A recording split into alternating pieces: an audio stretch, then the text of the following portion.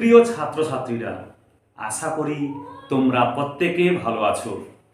তোমরা যদি আমার চ্যানেলে প্রথম হও তাহলে অবশ্যই আমার এই চ্যানেলটিকে সাবস্ক্রাইব করিও এবং সমস্ত নোটিফিকেশান সবার আগে পাওয়ার জন্য অল নোটিফিকেশানটি অন করে দিও। আর প্রত্যেকে লাইক করবে এবং প্রচুর প্রচুর শেয়ার করবে। ক্লিয়ার? আর যদি কারো কোনো সমস্যা থাকে তাহলে অবশ্যই তোমরা কমেন্ট করবে। আজ আমি তোমাদের সঙ্গে চলে এসেছি আবার সেই গ্রামার ক্লাস নিয়ে। ক্লাস 12-এর টেক্সচুয়াল গ্রামার আমরা প্র্যাকটিস করছি। একটা কথা আমি এখানে বলে রাখি, এই গ্রামারগুলো শুধু ক্লাস 12-এর ছাত্রছাত্রীদের জন্য নয়,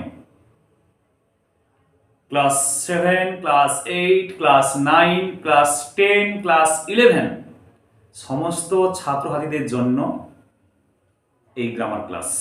কারণ voice change, nation change, degree, simple, complex, compound 9, 10, 11, 12-এও অর্থাৎ 11-ও রয়েছে। Clear?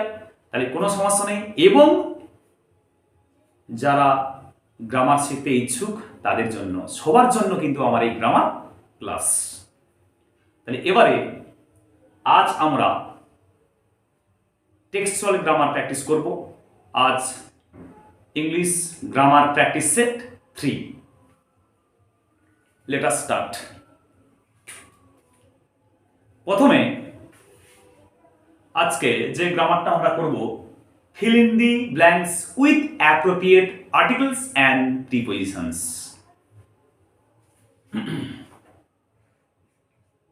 Fill in the blanks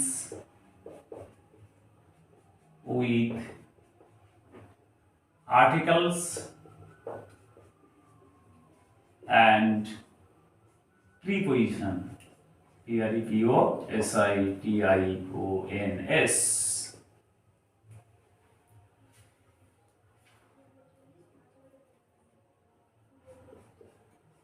We lived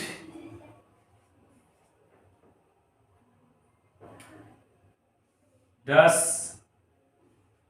an ancestral house which was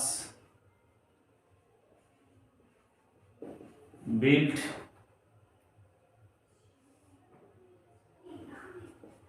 does the middle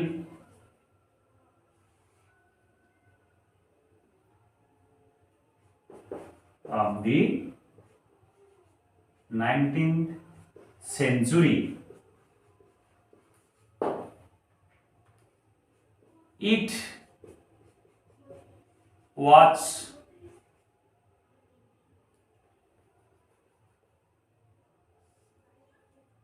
large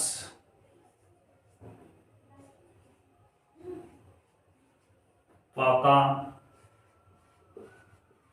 house made limestone and bricks.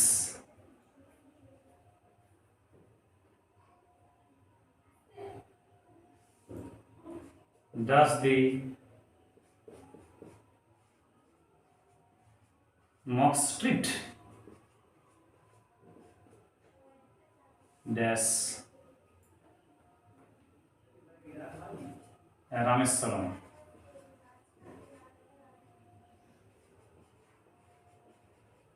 Full stop. দেখো, class 12-এর জন্য এই article এবং preposition থাকবে গ্রামারে 3 mark. আমি গ্রামারে syllabus দিয়েছি এবং মার্কস ডিস্ট্রিবিউশন আলোচনা করে দিয়েছি, ওখানে তোমরা দেখে নেবে। 3 মার্ক রয়েছে, যদিও আমি 7টা ড্যাশ দিয়েছি, হাফ মার্ক করে প্রত্যেকটি। ক্লিয়ার? তাহলে এই আর্টিকেল এবং প্রিপজিশন কিন্তু সবার জন্য, সমস্ত ক্লাসের জন্য, এমনকি 1, 2, 3, 4, 5, 6, 7, 8, 9, 10 11, 12 সমস্ত ছাত্রছাত্রীদের জন্য এই আর্টিকেল প্রিপোজিশন সবাই শিখতে পারবে। ক্লিয়ার? তাহলে প্রথমে আমরা দেখে নেব যে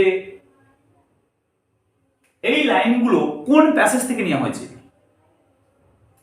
ক্লাস 12 এর ছাত্রছাত্রীদের বলছি আমি, তোমরা we lived dash an ancestral house which was built dash the middle dash the 19th century. It was dash large পাকা house made dash limestone and bricks dash the Mock Street dash Rameswaram. এই লাইনগুলো নেওয়া হয়েছে strong roots থেকে। কোথা থেকে? Strong roots, autobiography strong roots. দেখো, article প্রিপোজিশনে কেউ আন্দাজে করবে না, এর অনেকগুলো নিয়ম আছে, সেই নিয়মের ভিত্তিতে কিন্তু আমরা আর্টিকেল এবং প্রিপোজিশন করব। আমি একটা শূন্যস্থান পূরণ করব এবং তার কারণ বলে যাব। দেখো, we lived dash an ancestral house, আমরা বাস করতাম ড্যাশ অ্যান অ্যানসেস্ট্রাল, অ্যানসেস্ট্রাল মানে কি? পৈতৃক, হাউস মানে বাড়িতে, একটি পৈতৃক বাড়িতে। উই লিভড ড্যাশ, আচ্ছা অ্যান্ড না বলে এটা আবার করে দিই, we lived our ancestral house, আমরা আমাদের পৈতৃক বাড়িতে বাস করতাম। তাহলে এখানে কি বসবে? আর্টিকেল না প্রিপোজিশন বসবে? দেখো এখানে একটা প্রিপোজিশন বসবে, পৈতৃক বাড়ির মধ্যে, তাহলে কোনো কিছুর মধ্যে বা ভিতরে অর্থে কি বসে? ইন বসে। তাহলে আমরা কি দিয়ে দেবো এখানে? ইন বসাবো। ক্লিয়ার? হুইচ ওয়াজ বিল্ড মানে যে বাড়িটি, হুইচ ওয়াজ বিল্ড যেটা তৈরি হয়েছিল, যে বাড়িটা তৈরি হয়েছিল ড্যাশ দি মিডিল মধ্যভাগে ড্যাশ দি 19th century। দেখো দুটো পড়ে নাও, দুটো ড্যাশ রয়েছে এখানে, এর অর্থটা কি? না 19th সেঞ্চুরির মধ্যভাগে, 19th সেঞ্চুরির মাঝামাঝিতে, তাই তো? তাহলে মধ্যভাগে অর্থে আমি এখনই বললাম, মাঝখানে হলে কি হয়? ইন। তাহলে আমরা এখানে কি বসাবো? ইন বসাবো, ইন দি মিডল। ক্লিয়ার? বা মাঝখানে, মাঝে, এ অন্তস্থ বা এ বিভক্তিতে কি হয়? প্রিপোজিশন ইন হয় এবং কোথাও কোথাও অ্যাডও হয়। In the middle dash 19th century, আমি এখনই বললাম 19শ শতাব্দীর মধ্যভাগে, 19শ শতাব্দীর, রর উচ্চারণ আছে দেখো, শতাব্দীর, তাহলে এখানে কিন্তু একটা রর উচ্চারণ আসছে। তাহলে র মানে কি? পজিশন, র মানে অধিকার, অর্থাৎ পজিশন বোঝাচ্ছে। কি বলছে? পজিশন। তাহলে পজিশন অর্থে প্রিপজিশন কি বসে? অফ। অফটা হচ্ছে এক্সপ্রেস করে, টু এক্সপ্রেস পজিশন অর্থাৎ অধিকার। তাহলে অধিকার বোঝালে আমরা এখানে কি দেব? অফ। যেমন বাবার নাম, the name of my father, একই রকম হবে the middle of the 19th century। Clear? It was dash large pucca house, এই বাড়িটা ইট ওয়াজ, এটা ছিল ড্যাশ লার্জ পাকা হাউস, এটা ছিল একটা পাকা বাড়ি। তাহলে এটা ছিল একটি, একটা আর্টিকেল বসছে এখানে, এ না এন দেবো। দেখো এটা কি দিয়ে শুরু? লার্জ, এলটা হচ্ছে কনসোনেন্ট, তাহলে কনসোনেন্টের আগে কি বসে? এ বসে, আর ভায়োলের আগে কি বসে? এন বসে, আমরা পত্রে জানি। তাহলে এখানে দিয়ে দেবো a. Clear? It was a large pucca house made dash limestone and bricks, তাহলে মেটের পর আমরা কি বসাবো? Made dash limestone and bricks. দেখো ঠিক তার পরের শব্দগুলো দেখো তো, লাইমস্টোন এন্ড ব্রিক। এই লাইমস্টোন এন্ড ব্রিকটা হচ্ছে উপকরণ, এগুলো কি বলছে? উপকরণ। তাহলে মেটের পর যদি কোনো উপকরণ থাকে, কি দিয়ে তৈরি? এটা উপকরণ, র ম্যাটেরিয়ালস এরকম বোঝায়, তাহলে কিন্তু কি বসবে? অফ বসবে। কি বসবে? মেড অফ, যদি উপকরণ থাকে। ঠিক একরকম হবে, যেমন মেড অফ গোল্ড, সোনাটা উপকরণ, মেড অফ সিলভার উপকরণ, made of limestone and bricks, limestone মানে চুনা পাথর এবং ব্রিক মানে ইট দিয়ে তৈরি। Clear? Dash the mock street, দেখো যে বাড়িটা চুনা পাথর এবং ব্রিক্স দিয়ে ইট দিয়ে তৈরি, এটা কোথায় অবস্থিত? Dash the mock street. Mock street হচ্ছে কি? মসজিদ রাস্তা। তাহলে এটা রাস্তার নাম দেখো এখানে মক স্ট্রিট, এটা কি বোঝাচ্ছে? তাহলে এর আগে আমরা কি বসাবো?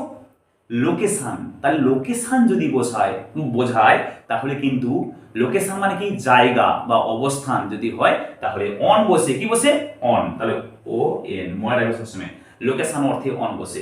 ড্যাশ রামেশ্বরম, রামেশ্বরমটা কি name of a place, broad place, বড় জায়গার নাম।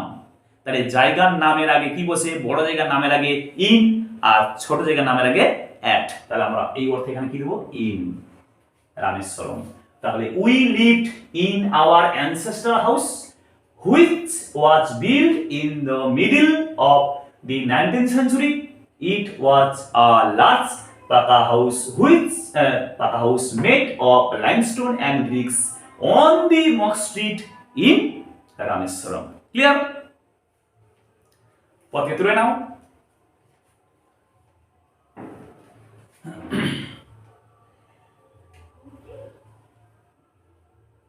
নেক্সট আমরা যেমন চলে যাব,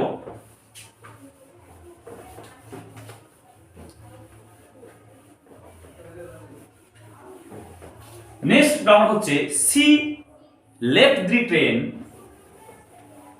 first sentence, second sentence she would forget our brief encounter. She left the train, she would forget our brief encounter. দেখো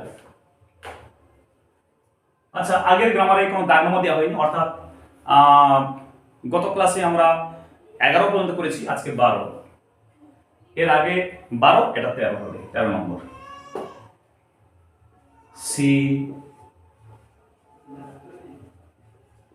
left the train,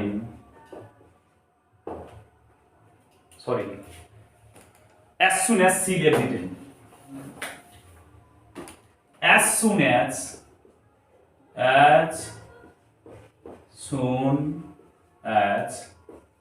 she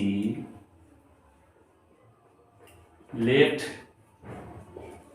the train, she, comma দিয়ে she would forget our brief, brief encounter.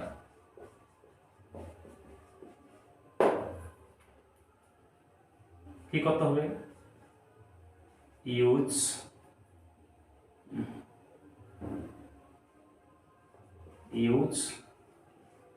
no sooner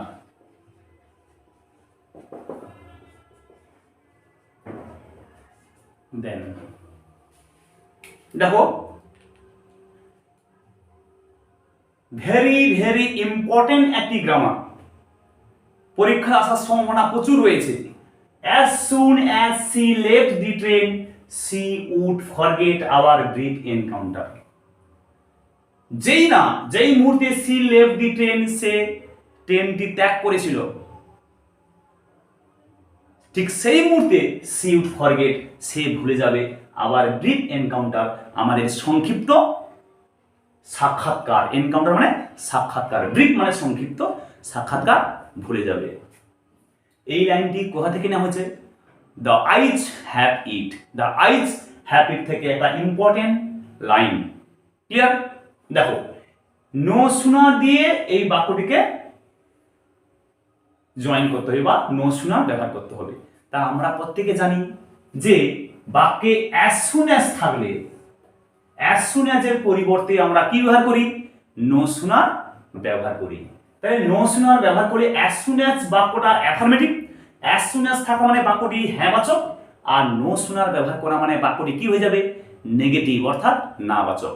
একদিকে complex হবে মানে জটিল বাক্য হবে, আবার একদিকে বাক্যটি নেগেটিভ, দেখো নো দিয়ে শুরু, তাই নেগেটিভ হয়ে যাবে।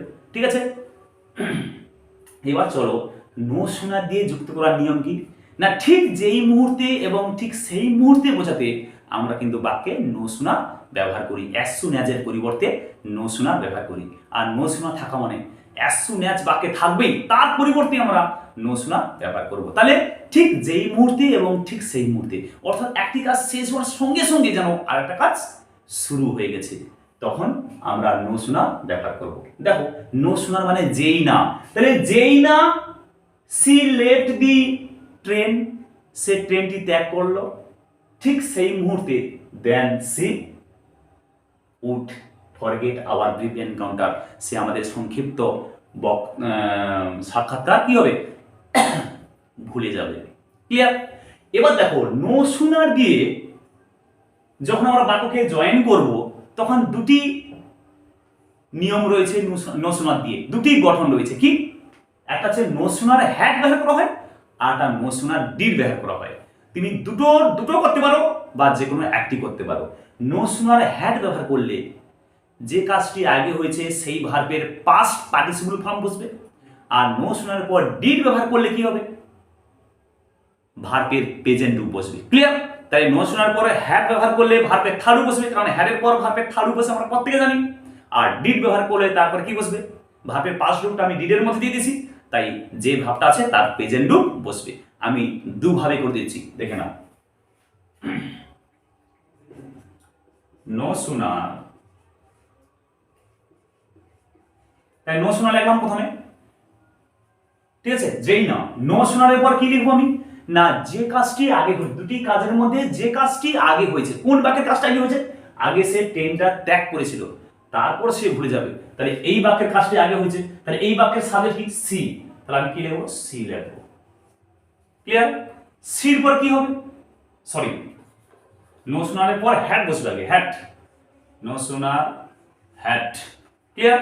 নো শোনার হ্যাড, তারপরে সাবজেক্ট বসবে, যে কাজটি আগে হচ্ছে সেই বাক্যের সাবজেক্ট সি, তাই নো সুনার হ্যাড সি। সির পর কি বসবে দেখো ভার্ব আছে, ভার্বের থার্ড রূপ, কারণ হ্যাড দিয়েছি মানে ভার্বের থার্ড রূপ বসবে, তাই লেফট এর থার্ড রূপ কি left, leave left, left L F T left, তারপর আদার আইটেমস দি ট্রেন। এরপরে দেখো দ্বিতীয় বাক্যের আগে কি বসবে দেন, এই দেন আছে দেন। এবার দ্বিতীয় বাক্যটা বসে দাও, she would forget our brief encounter. Clear? তাই no sooner had she left the train then she would forget our brief encounter. Clear? তাই নো সুনার হ্যাড দিয়ে করলাম, এবার নো সুনার ডিড দিয়ে করছি, দেখে নাও। নো সুনার, তারপরে হ্যাডের পর তাহলে কি বসবে ডিড, ডিড, তারপরে সাবজেক্ট কি বসবে, এই কাজটা আগে হচ্ছে তাহলে এই বাক্যের সাবজেক্ট সি। এবার আমি বলেছি দেখো সাবজেক্টের পর কি বসবে ভার্ব বসবে, তাহলে ভার্বের কি রূপ বসবে এখানে, এখানে ডিড দেওয়া মানে এখানে ভার্বের প্রেজেন্ট রূপ, তাহলে লেফট এর প্রেজেন্ট রূপ কি leave, L E A V E, তাহলে এখানে যদি কেউ পাস্ট রূপ বসে দেয় লেফট করে দেয় তাহলে কিন্তু তার ভুল হয়ে যাবে। ক্লিয়ার? তাহলে did she leave the station, S T A T I O N, then she would forget our brief encounter. Clear? No sooner did she leave the station than she would forget our brief encounter. সব সময় মাথায় রাখতে হবে যে এখানে no শোনার পর had বসানো মানে ভার্বের থার্ড রূপ বসবে সাবজেক্টের পর, আর নো শোনার পর ডিড বসানো মানে সাবজেক্টের পর কি বসবে ভার্বের প্রেজেন্ট রূপ বসবে। প্রত্যেকে লিখে নাও। এরপরে আমরা চলে যাব 14 নম্বর গ্রামারে।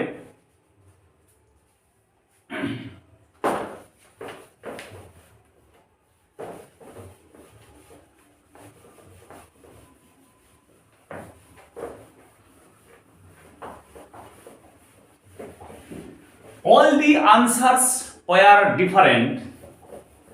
The jar agreed with none of them.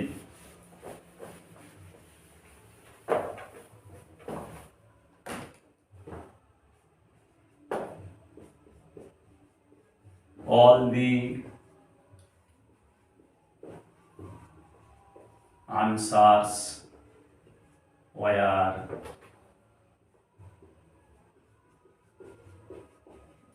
different, full stop. These are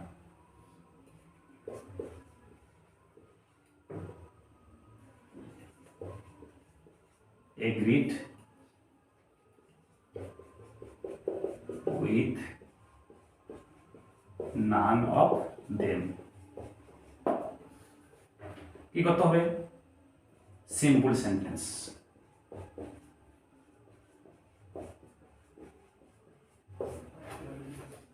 দেখো, all the answers were different, সমস্ত উত্তরগুলো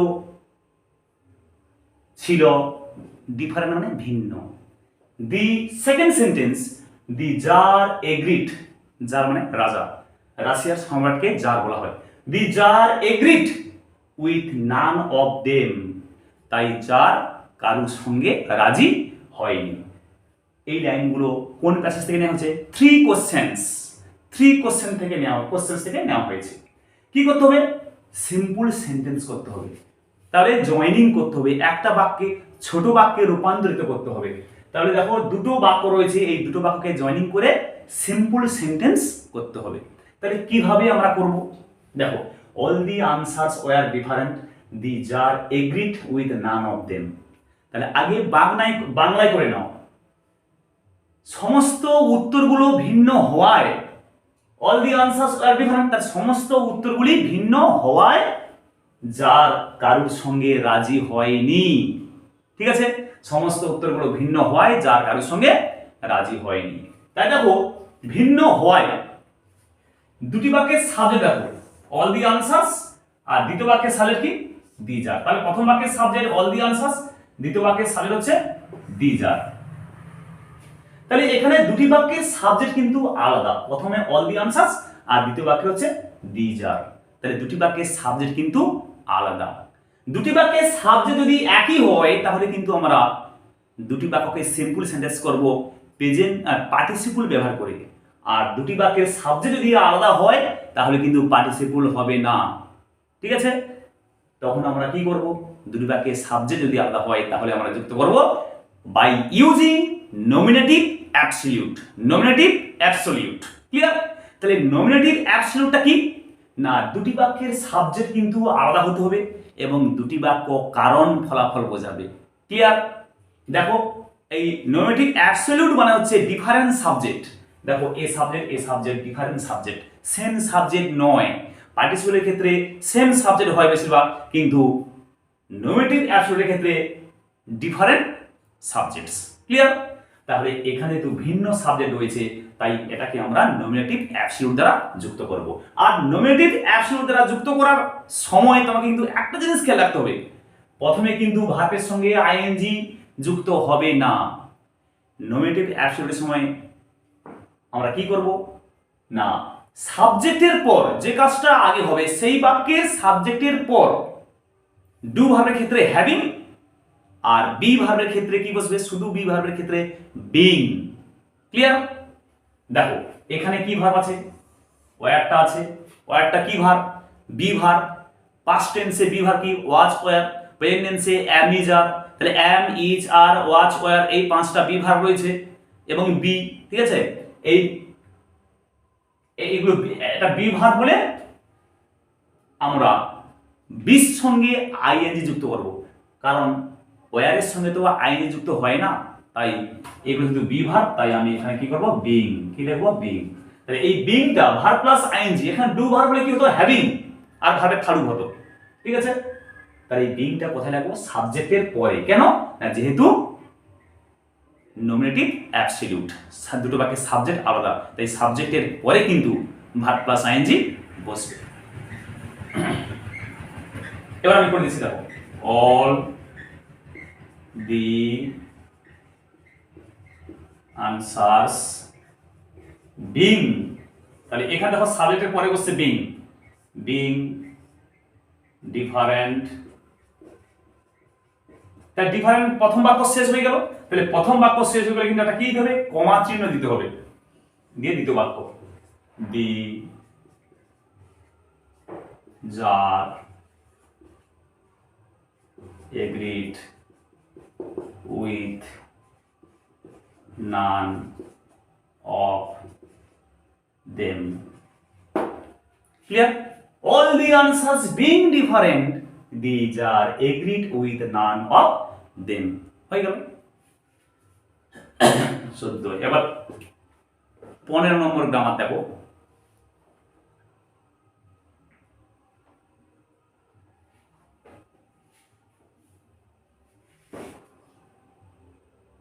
October is the best time. October is the best time positive ডিগ্রিতে পরিণত করতে হবে। দেখে না,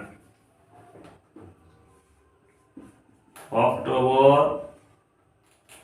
is the best time. Clear?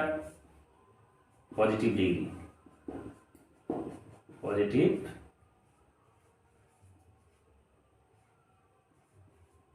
Degree. তাহলে এটাকে কত হবে, পজিটিভ ডিগ্রি। তাহলে আগে প্রথম আমাদের দেখতে হবে এটা কোন ডিগ্রিতে রয়েছে। দেখো October is the best time, দেখো দি এবং অ্যাডজেক্টিভের কোন রূপ রয়েছে এখানে, থার্ড রূপ। দেখো ডিগ্রি কার হয়, অ্যাডজেক্টিভের ডিগ্রি হয় গুড, বেটার, বেস্ট। গুডটা হচ্ছে পজিটিভ, বেটারটা হচ্ছে কম্পারেটিভ, আর বেস্টটা হচ্ছে সুপারলেটিভ ডিগ্রি। দেখো ইএসটি যোগ করাটা হচ্ছে এবং বি রয়েছে দি বেস্ট টাইম। তাহলে এটা হচ্ছে কোন ডিগ্রি, সুপারলেটিভ ডিগ্রি। ক্লিয়ার? তাহলে এই সুপারলেটিভ ডিগ্রি থেকে আমাদের করতে হবে পজিটিভ ডিগ্রি। তাহলে সুপারলেটিভ ডিগ্রির কোন গঠনে রয়েছে, দেখো সুপারলেটিভ ডিগ্রির দুটো গঠন রয়েছে, দুটো জিনিস জানতে হবে আমাদের। একটা হচ্ছে সুপারলেটিভ মানে কি, সবার সেরা, অর্থাৎ যখন সকলের সঙ্গে তুলনা করা হয়। তাহলে সকলের সঙ্গে তুলনা করতে গিয়ে আমরা দেখেছি, কি দেখেছি আমরা, যে একটা হচ্ছে সবার সেরা বোঝায়, আর একটা হচ্ছে সেরাদের মধ্যে একজন বোঝায়। ধরো রাম গণিতে 90 পেয়েছে, শ্যাম গণিতে 80 পেয়েছে, যদু গণিতে 70 পেয়েছে। তাহলে সবচেয়ে সেরাকে, যখন সবার সঙ্গে রামকে আমি তুলনা করব, তখন সবার সেরা কিন্তু রাম, কারণ 90 কিন্তু আর কেউ পায়নি, রাম একা পেয়েছে। তাই রাম হচ্ছে ক্লাসের শ্রেষ্ঠ ছেলে, ঠিক আছে, সবচেয়ে সেরা। আবার আর একটা সবার সঙ্গে তুলনা করতে গিয়ে আমরা পাই রাম 90 পেয়েছে, শ্যাম 90 পেয়েছে, যদুও 90 পেয়েছে। ক্লিয়ার? তাহলে এই তিনজনের মধ্যে যখন আমরা রামকে তুলনা করব, রামকে কিন্তু আমরা সবার সেরা বলতে পারবো না। কি বলবো আমরা, রাম সেরাদের মধ্যে একজন, কারণ 3 জন 90 পেয়েছে, রাম সেরাদের মধ্যে একজন। তাহলে সবচেয়ে সেরা হলে দি, আর সেরাদের মধ্যে একজন হলে ওয়ান অফ দি। তাই দেখতে হবে বাক্যে দি আছে সবচেয়ে সেরা না সেরাদের মধ্যে একজন। ক্লিয়ার? তাহলে এটা দেখো সবচেয়ে সেরা। তাহলে সবচেয়ে সেরা হলে তাকে যখন আমরা পজিটিভ ডিগ্রিতে করব, তখন নো আদার বসবে। কি বসবে? নো আদার দিয়ে পজিটিভ ডিগ্রি করতে হবে। নো আদার মানে কেউ নয়। সবচেয়ে সেরা মানে কি, কেউ নয়, মানে তার মতো আর কেউ নয়। আর যদি ওয়ান অফ দি থাকে তাহলে কি হবে, ভেরি ফিউ, খুব কম সংখ্যক। ক্লিয়ার? তাহলে আমরা পজিটিভ ডিগ্রিতে পরিণত করছি। এবার আমাদের জানতে হবে পজিটিভ ডিগ্রির গঠন। প্রথমে সাবজেক্ট, তারপরে ভার্ব, তারপরে কি বসবে, এই ডিগ্রিতে আসে অ্যাজ, অ্যাজের পর অ্যাডজেক্টিভের ফার্স্ট রূপ, তারপরে আবার অ্যাজ আসে, তারপরে নাউন অথবা প্রনাউন বসবে। দেখো বসে দাও, নো আদার। নো আদার কি, তাহলে October is the best time, সবচেয়ে ভালো সময়, তাহলে অন্য কোনো সময় নয়, নো আদার টাইম। নাউন বসবে, কোন নাউন, ইএসটি থার্ড রূপের পর, অ্যাডজেক্টিভের থার্ড রূপের পর যে নাউনটি থাকবে, আদার আইটেমস নেই, এরপরে বসবে ইজ। দেখো এখানে ভার্ব রয়েছে ইজ। নো আদারের পর সবসময় সিঙ্গুলার ভার্ব বসে, প্রেজেন্ট টেন্সে ইজ, পাস্ট টেন্সে ওয়াজ। এরপরে বসাবো অ্যাজ, তারপরে অ্যাডজেক্টিভের ফার্স্ট রূপ, এটা হচ্ছে অ্যাডজেক্টিভ, এর ফার্স্ট রূপ কি, গুড। তারপরে কি বসাবো, আবার অ্যাজ, এরপরে কি বসাবো? কার মতো ভালো? অক্টোবর। নাউন অথবা প্রোনাউন। তার নাউন বসছে OCTOBER। তাহলে no other time is as good as October. অন্য কোনো সময় নেই যা অক্টোবরের মতো ভালো। তাহলে October is the best time. Clear? তুলে নাও কথা থেকে।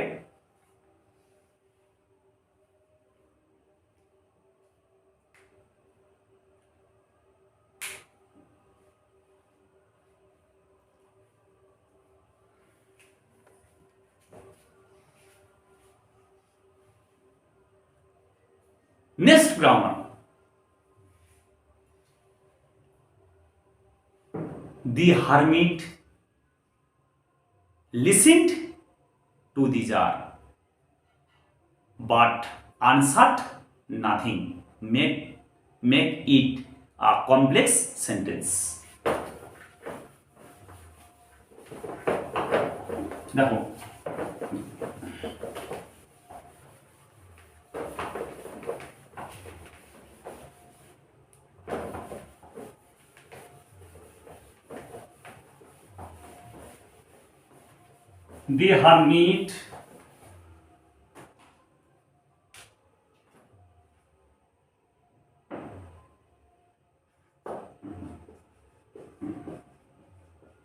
the hermit listened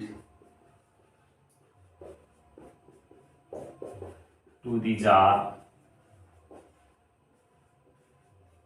but answered nothing. Complex sentence.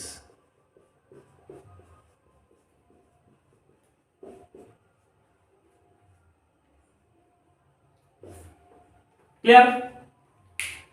The hermit listened. Hermit মানে সন্ন্যাসী। সন্ন্যাসী শুনেছিল টু দি জার। সন্ন্যাসী জারের কথা শুনেছিল, বাট কিন্তু আনসার্ট উত্তর দিয়েছিল নাথিং, মানে কিছুই উত্তর দেয়নি। সন্ন্যাসী জারের কথা শুনেছিল কিন্তু কিছুই উত্তর দেয়নি। এটা করতে হবে কমপ্লেক্স সেন্টেন্স, অর্থাৎ জটিল বাক্য। আগে বলি এই লাইনটি কোথা থেকে নেওয়া হচ্ছে? From three questions. তো চলো এবার আমরা কমপ্লেক্স করি। তাহলে কমপ্লেক্স সেন্টেন্স মানে একটা বাক্যে দুটো ফাইনাল ভার্ব অবশ্যই আসবে, দুই বা ততোধিক। মোর দেন টু অর টু, অর্থাৎ একের বেশি মানে দুটো, দুইয়ের বেশি তিনটে ফাইনাল ভার্ব অবশ্যই থাকবে, এবং অবশ্যই একটা কি থাকবে? লিঙ্কারের উপস্থিতি। তাই দেখো এখানে আমরা কোন লিঙ্কার ব্যবহার করব এবং কোন ক্লজের সাহায্যে করব আমরা? The hermit listen to the czar but answer nothing. এই বাট একটা কনজাংশন রয়েছে, এই কনজাংশনটা দেখে আমরা বুঝতে পারছি, এবং দুটো সেন্স দেখো। হারমিট সন্ন্যাসী জারের কথা শুনেছিল কিন্তু উত্তর দেয়নি, তার মানে সেন্সের দিক দিয়ে কিন্তু এই দুটি বাক্য একে অপরের বৈপরীত্য অর্থ প্রকাশ পেয়েছে, অর্থাৎ বিপরীত জাতীয় অর্থ বোঝাচ্ছে। আর বৈপরীত্য অর্থ যখন প্রকাশ পায়, আর বাট মানে তো কিন্তু, অর্থাৎ বিপরীত জাতীয় অর্থ প্রকাশ পাচ্ছে এই বাট, এই কনজাংশন দ্বারা। বিপরীত জাতীয় অর্থ প্রকাশ পেলে তখন আমরা দুটি বাক্যকে দো এই লিঙ্কার দিয়ে যুক্ত করব। দো মানে যদিও, এবার দো দিয়ে এই বাক্যটিকে যুক্ত করে দাও। তাহলে যদিও হারমিট জারের কথা শুনেছিল, তবুও সে কিছুই উত্তর দেয়নি। আর যেহেতু দো লিঙ্কারটা আসছে কমপ্লেক্স সেন্টেন্সে, সেহেতু কনজাংশন বাটটা আমাদের কি হবে? উঠে যাবে। তাহলে বাটটা আমি কেটে দিলাম। ক্লিয়ার? দো the hermit listened to the jar। এবারে কি দিতে হবে? দ্বিতীয় বাক্য শুরুর আগে অর্থাৎ প্রথম বাক্য শেষ হয়ে গেলে একটি কমা দিতে হবে। দেখো কমা দিয়ে কিন্তু দ্বিতীয় বাক্যে কিন্তু সাবজেক্ট আনতে হবে। কিন্তু দেখো এই বাক্যের সাবজেক্ট নেই, বাট আনসার, তাহলে কে উত্তর দিয়েছিল? হারমিট। তাই লিসেন করেছিল হারমিট, আর উত্তর দেয়নি, কি উত্তর দিয়েছিল বা উত্তর দেয়নি হচ্ছে কে উত্তর দেয়নি? হারমিট। তাহলে এই বাক্যের সাবজেক্ট হচ্ছে হারমিট, মানে হি করবো, মানে কি করবো? দ্বিতীয়বার নাউন না রেখে আমরা লিখবো pronoun. He answered, ANSWERED, he answered nothing, NOTHING। Clear? দেখো যদিও the hermit listen to the czar, যদিও হারমিট যার কথা শুনেছিল তবুও হি আনসার নাথিং, সে কিছুই উত্তর দেয়নি। এটা হচ্ছে অ্যাডভার্ব ক্লজের লিঙ্কার দো ব্যবহার করে আমরা খুব সহজে এটাকে কমপ্লেক্স সেন্টেন্স করতে পারলাম। এরপর থেকে তুলে নাও।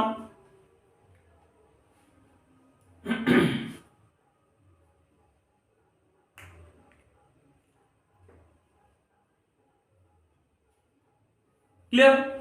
তাহলে তোমরা প্রত্যেকে বাড়িতে মনোযোগের সঙ্গে এই গ্রামারগুলো প্র্যাকটিস করবে। অনেকগুলো গ্রামার কিন্তু হয়ে গেল, অলরেডি 16টা গ্রামার কিন্তু আমরা প্র্যাকটিস করে ফেললাম, অনেকগুলো গ্রামার প্র্যাকটিস করে ফেললাম আমরা, টেক্সচুয়াল গ্রামার। তোমরা প্রত্যেক দিন প্রথম থেকে এই 16 পর্যন্ত, অর্থাৎ আজকে যে পর্যন্ত আমি করলাম, বারবার করে তোমরা প্র্যাকটিস করবে, নিয়মগুলো তোমরা ভাববে। আমার ভিডিওটি যদি না বুঝতে পারো, ভুল হয়ে যায়, আমার ভিডিওটি আবার দেখে নেবে, দেখে নিয়ে তোমরা নিজেরাই বাড়িতে বসে বসে কারেকশান করবে। কোথায় ভুল হয়ে গেল শুনে নেবে, কারেকশান করবে, আবার করবে। এভাবে যদি তোমরা প্র্যাকটিস করো তাহলে কিন্তু তোমরা আর কোনোদিন গ্রামার ভুল করবে না। ক্লিয়ার? তাহলে আজকে এই পর্যন্ত।